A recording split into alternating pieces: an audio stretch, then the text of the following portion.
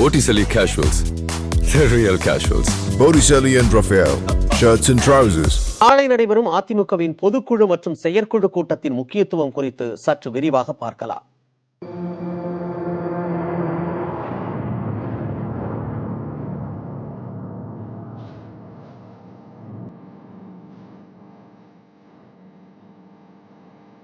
அதிமுக விதிகளின்படி 3000 பேரை கொண்ட பொதுக்குழுவுக்குத்தான் அதிக அதிகாரம்.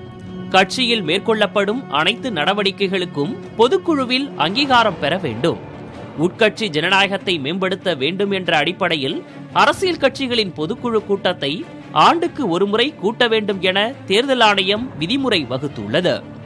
கடந்த 2 ஆண்டுகளாக அதிமுகவின் பொதுக்குழு கூட்டம் நடைபெறாத நிலையில் இந்த ஆண்டு வரும் சனிக்கிழமை சென்னை வானகரத்தில் உள்ள தனியார் மண்டபத்தில் நடைபெறுகிறது. இதற்காக அனைத்து பொதுக்குழு உறுப்பினர்களுக்கும் அழைப்பிதழ் அனுப்பப்பட்டுள்ளது.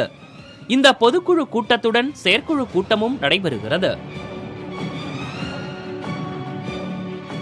அதிமுகவின் முதல்வர் வேட்பாளர் யார் என கேள்வி எழுந்த நிலையில் கடந்த சுதந்திர தினத்தன்று கட்சியின் ஒருங்கிணைப்பாளர் ஓ பன்னீர்செல்வம் வீட்டுக்கும் இணை ஒருங்கிணைப்பாளர் எடப்பாடி பழனிசாமி வீட்டுக்கும் அமைச்சர்கள் மாறி மாறி சென்றனர். நெடு நாட்களாக நடைபெற்ற விவாதத்துக்கு பின்பு அக்டோபர் 7ஆம் தேதி வரும் சட்டப்பேரவை தேர்தலில் அதிமுகவின் முதலமைச்சர் வேட்பாளராக எடப்பாடி பழனிசாமியை அறிவித்தார் ஓ பன்னீர்செல்வம். அதேபோல கட்சியை வழிநடத்துவதற்காக 11 பேர் கொண்ட வழிகாட்டுதல் குழுவும் அமைக்கப்பட்டது. அன்பிற்கினிய அருமையான எடப்பாடி கே பழனிசாமி அவர்களை முன்னிறுத்துவது என்று ஒருமனதாக தீர்மானம் நிறைவுள்ளதை நான் மகிழ்ச்சியோடு அறிவிக்கிறேன். இந்நிலையில் சனிக்கிழமை நடைபெறும் பொதுக்குழு கூட்டத்தில் எடப்பாடி பழனிசாமியை முதல்வராக ஏற்பவர்களுடன் மட்டுமே கூட்டணி என தீர்மானம் நிறைவேற்றப்படும் என்கிறார் மூத்த பத்திரிகையாளர் ஷியாம்.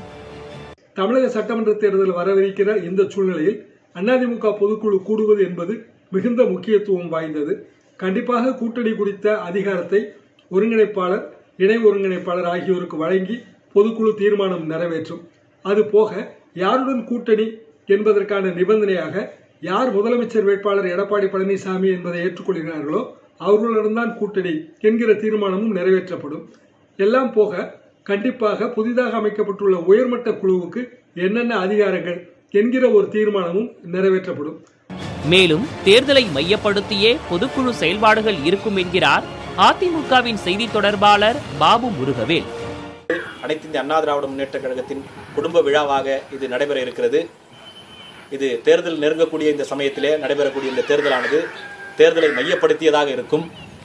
தேர்தலிலே நாங்கள் என்னென்ன வியூகங்கள் எடுக்கப் போகிறோம், அதற்காக எங்களை நாங்கள் எப்படி தயார்படுத்திக் கொள்ள வேண்டும் என்கின்ற வழிமுறைகளையும் மாண்புமிகு ஒருங்கிணைப்பாளரும் மாண்புமிகு இணை ஒருங்கிணைப்பாளரும் எங்களுக்கு அறிவுரை கூற இருக்கிறார்கள். ஹாட்ரிக் வெற்றியை பதிவு செய்யும் நோக்கில் தேர்தல் களத்தை சந்திக்கவிருக்கும் அதிமுக பொதுக்குழு தீர்மானங்கள் மூலம் தொண்டர்களை உற்சாகப்படுத்தும் என்றே நம்பப்படுகிறது. புதிய தலைமுறைக்காக ஒளிப்பதிவாளர் ஜஸ்டினுடன் சுபாஷ் பிரபு.